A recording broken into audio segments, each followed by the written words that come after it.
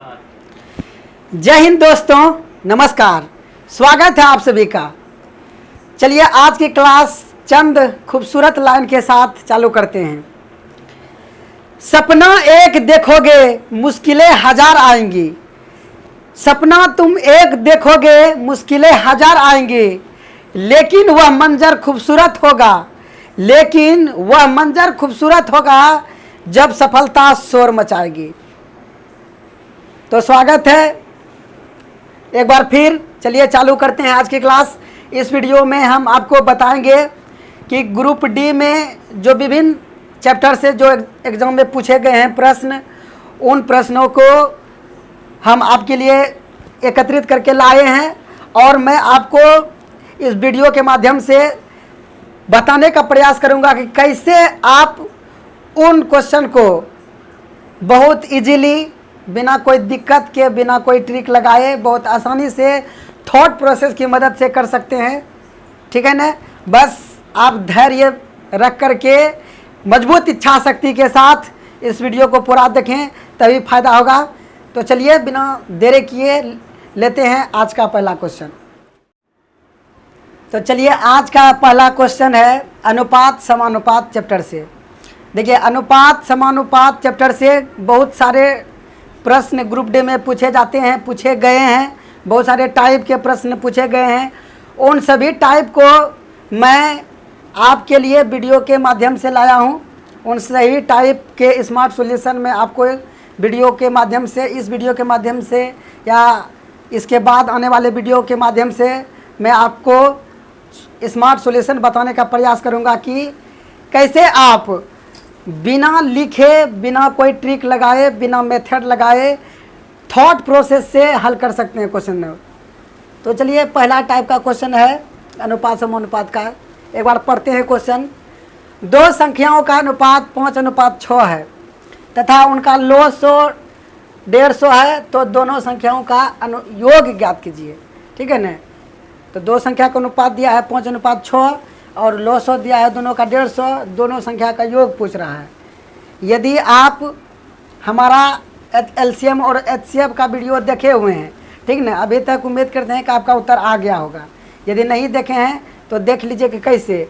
इसमें हम तनियों को नहीं लिखेंगे, उत्तर आ जाएगा। देखिए कैसे बोला, दो संख्याओं का अनुपात 5:6 है, ठीक है ना, उसका योग पूछ रहा है। इसको हमको कॉमे में नहीं लाना, इसका तो कोई यूज नहीं है। ठीक है ना। दोनों संख्या का योग पूछ बोला है, तो अनुपात में दोनों संख्या का योग कितना हो रहा है? तो 6 5 11, इसको जोड़ेंगे कितना? 11। तो 11 का जो गुणज होगा वही होगा उत्तर। ठीक है ना। 11 का गुणज यानी 11 का मल्टीपल जो होगा वही होगा उत्तर। ठीक है ना।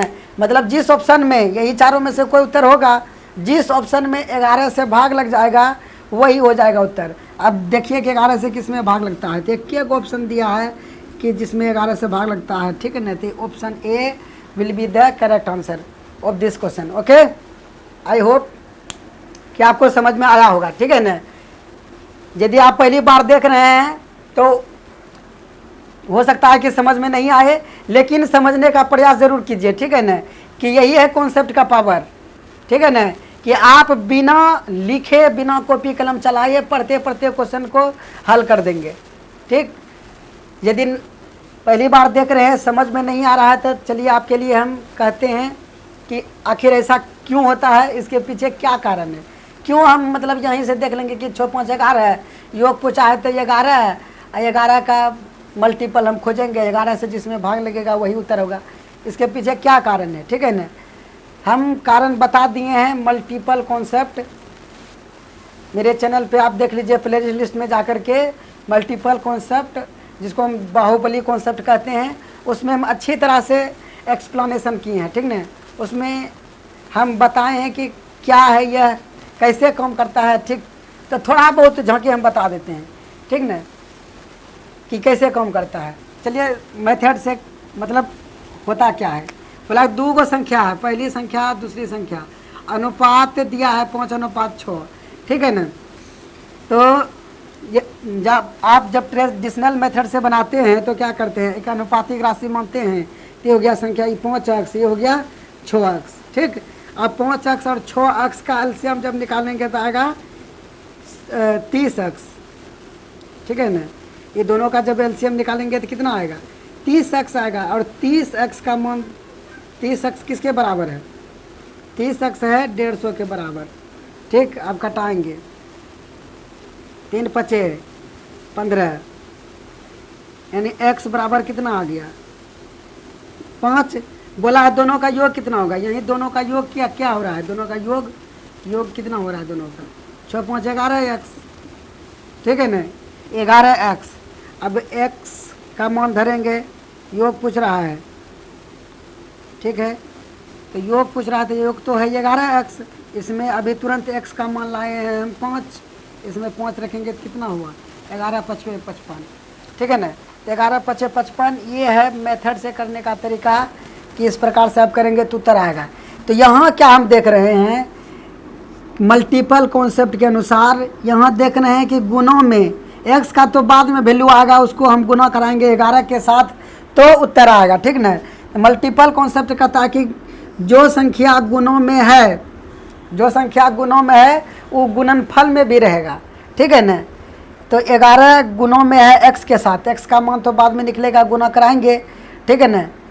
तो यहाँ देख रहे हैं कि 11 गुणों में है तो ये गुणनफल में भी होगा, जो भी x का मान आकर के बाद में गुणनफल बनाएगा वही होगा उत्तर।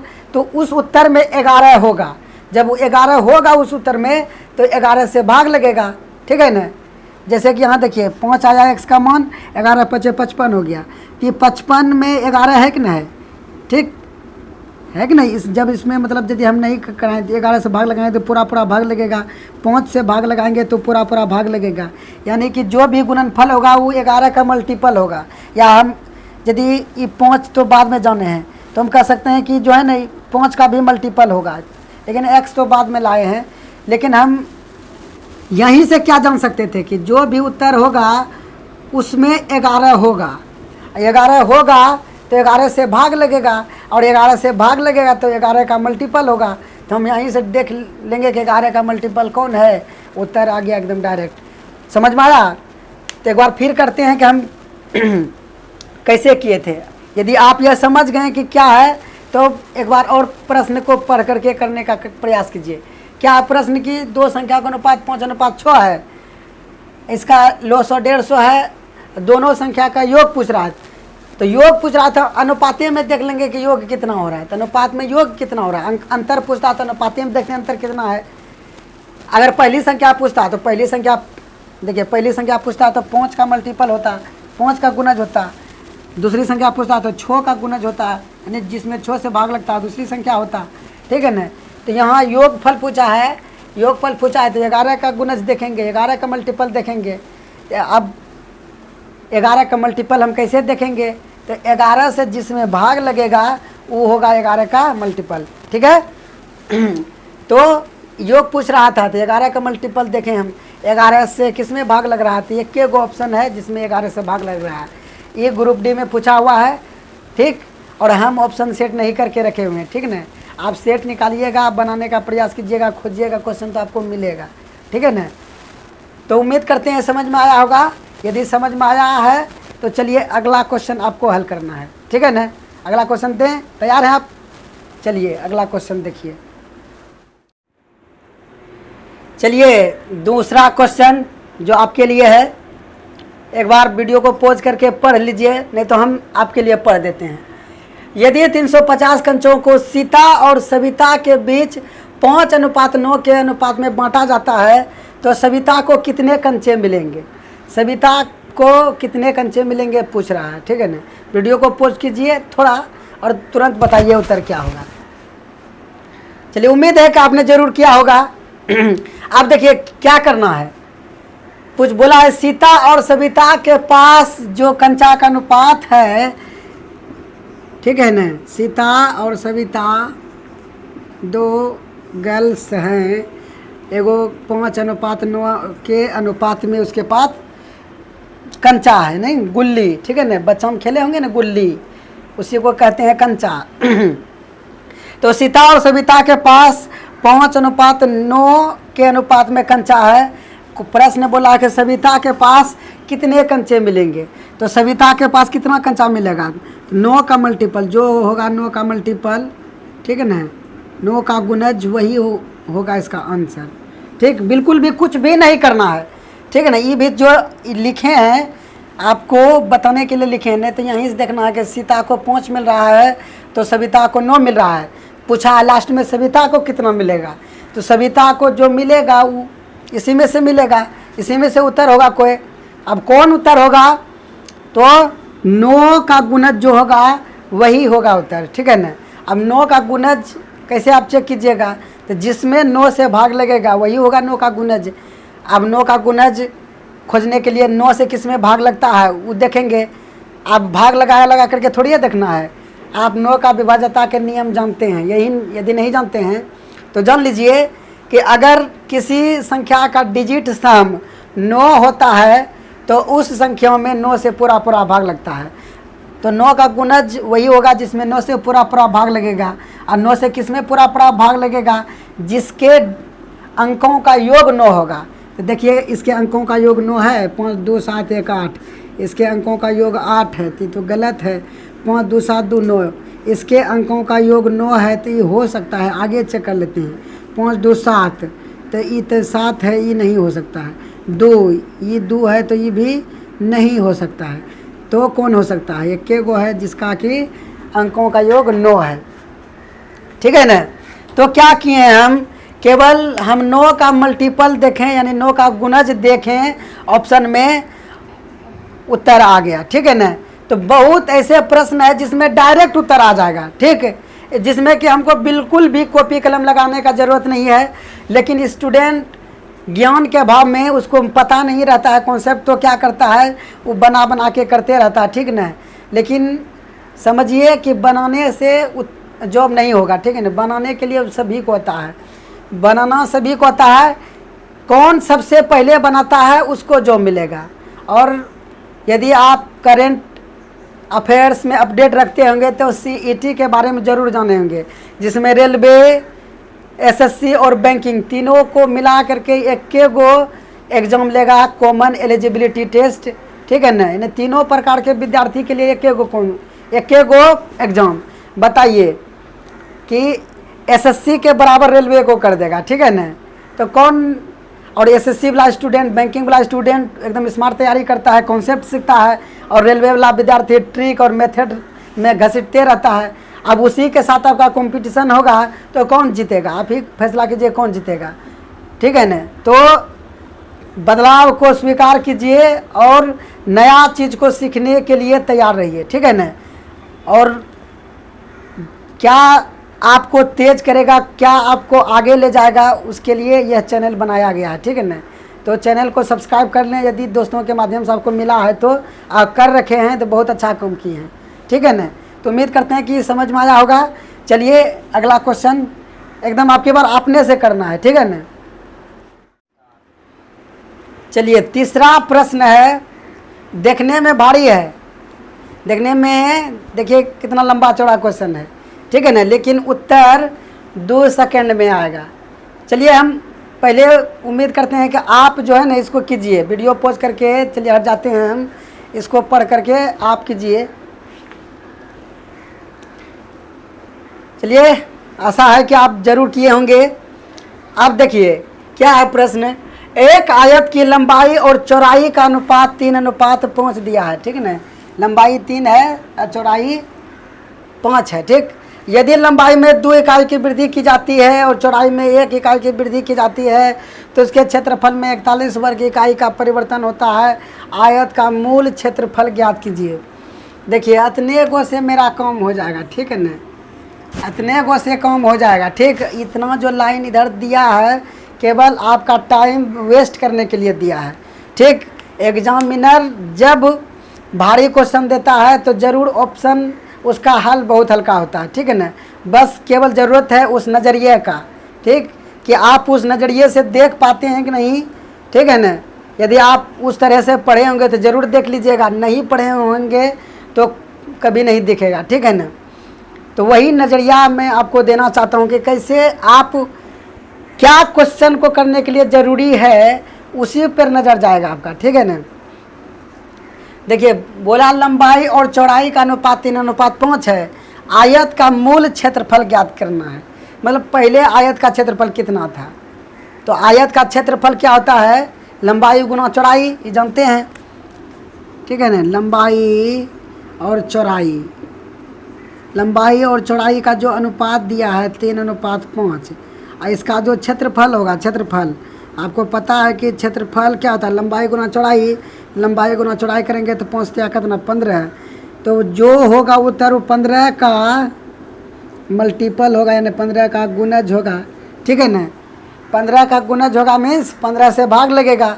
और ऑप्शन में देखिए कि किस में 15 से भाग लगता है, एकदम एक ऑप्शन है जिसमें 15 से भाग लगेगा, इसमें नहीं लगेगा, ख़त्म, इसमें नहीं लगेगा, ख़त्म, इसमें नहीं लगेगा, ख़त्म, ठीक है ना। देखिए क्या किया, इतना लंबा तो जरूर कर दिया है क्वेश्चन, ठीक है ना, लेकिन उत्तर कितना गो में, इतने गो में बोला आयत की लंबाई और चौड़ाई का अनुपात 3:5 है, उसका क्षेत्रफल क्या होगा, क्षेत्रफल 5 या 15, ठीक है ना। 15 का मल्टीपल होगा, जिसमें 15 से भाग लगेगा वही होगा आयत का क्षेत्रफल। अब ऑप्शन में से देखेंगे कि किस में 15 से भाग लगता है, तो एक ऑप्शन है जिसमें कि 15 से भाग लगता है।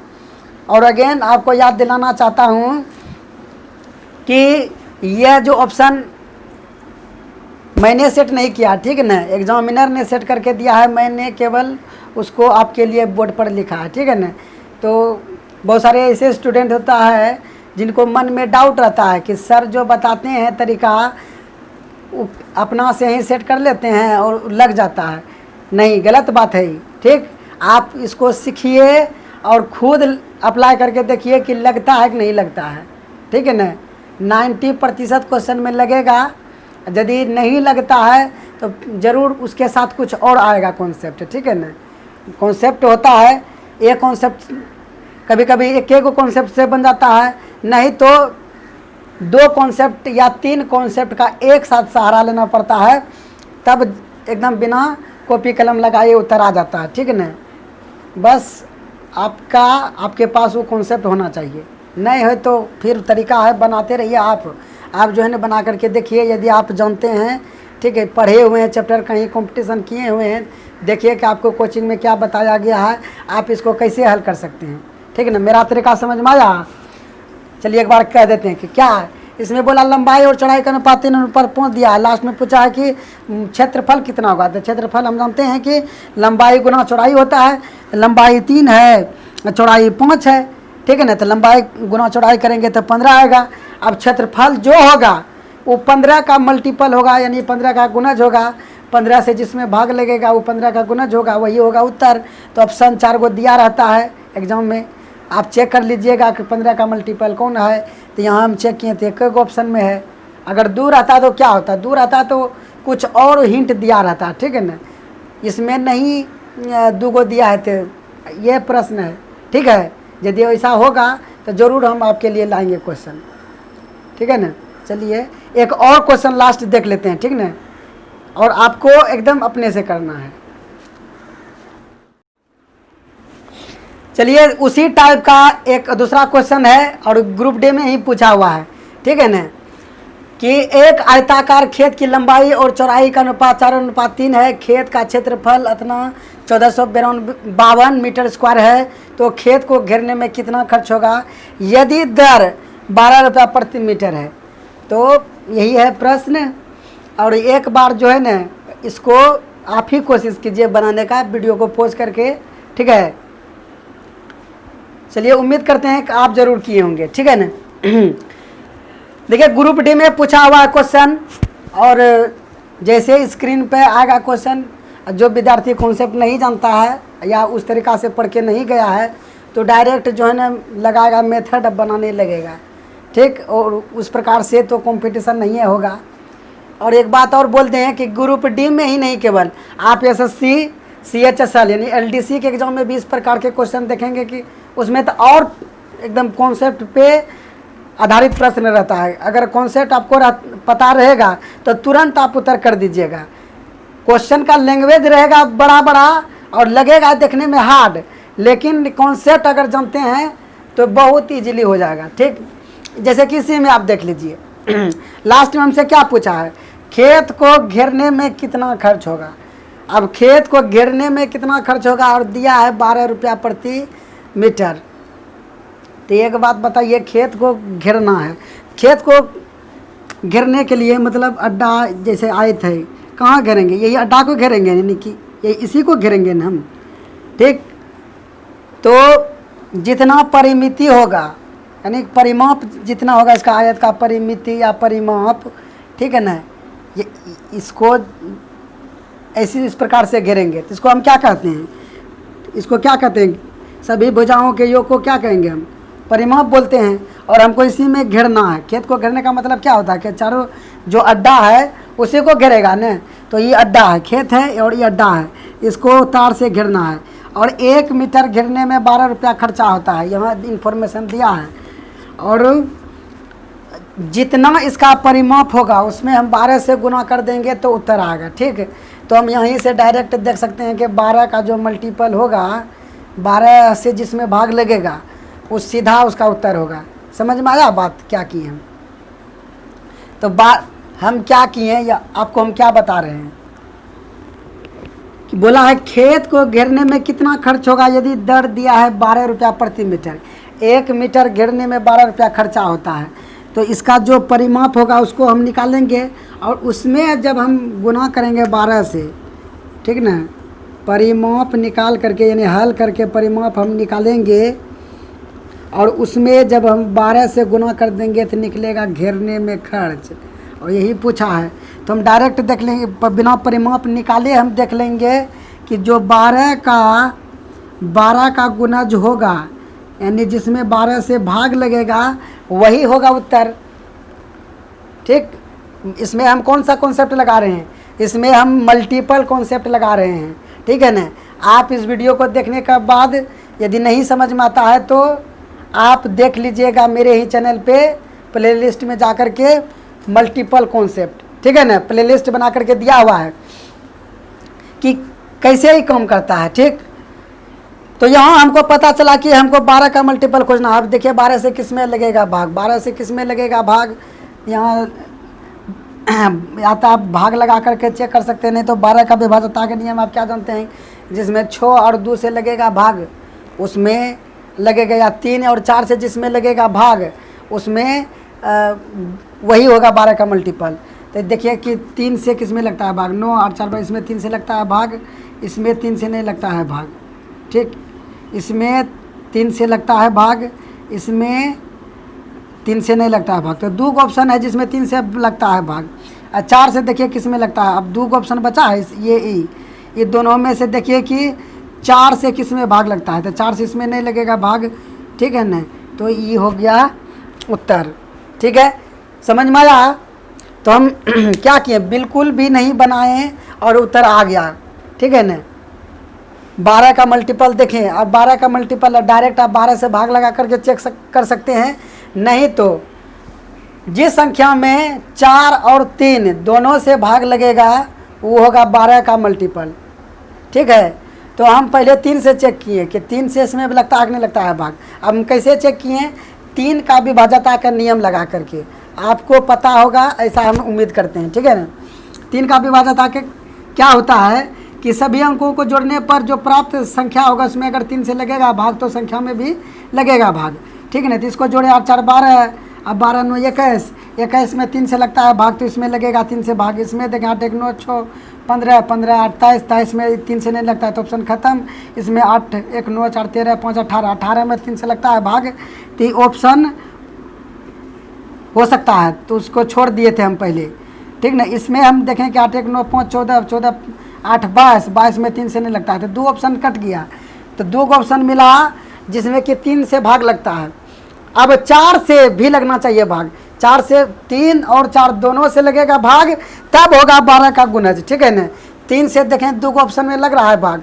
अब 4 से देखेंगे कि ये दोनों में किस में लगता है भाग, तो 4 से बताइए इसमें लगेगा भाग, कभी नहीं लगेगा। देख इसमें विभाज्यता का नियम लगाने का भी ज़रूरत नहीं है, आप बता दीजिएगा। ये है विषम और 4 है सम, ठीक ना।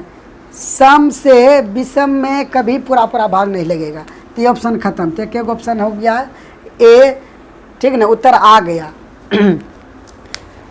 समझ गए ना। मतलब हम यहाँ क्या किए, केवल इतने को जाने कि हमको लास्ट में जो भी परिमाप आएगा उसमें हम 12 से गुणा करेंगे तब जाकर के उत्तर आएगा। तो हम परिमाप का हल निकालेंगे, यहीं देख लिए कि 12 का मल्टीपल होगा, 12 का मल्टीपल खोजें, उत्तर आ गया। ठीक, यदि आप पहली बार देख रहे हैं इस प्रकार से तो हो सकता है कि आपको समझ में नहीं आए, तो वीडियो को रिपीट करके देखिएगा तो समझ में आ जाएगा। ठीक है, नहीं इतना भारी चीज़ है नहीं। ठीक, और यदि आप बेहतर समझना चाहते हैं तो ज़रूर देख लीजिएगा मेरे प्ले लिस्ट में जाकर के मल्टीपल कॉन्सेप्ट नाम से बनाया गया है वीडियो। ठीक है ना, तो उसको देखने के बाद एक बार फिर इसको देखिएगा, एकदम हम गारंटी देते हैं 120%, 200% गारंटी देते हैं कि आपको ज़रूर समझ में आएगा, एकदम कुछ भारी नहीं है। ठीक है, यदि आप बनाना चाहते हैं तो मेथड से बनाइए। ठीक ना, चलिए ठीक है, आज का वीडियो यहीं समाप्त होता है, मिलेंगे अगले वीडियो में। जय हिंद।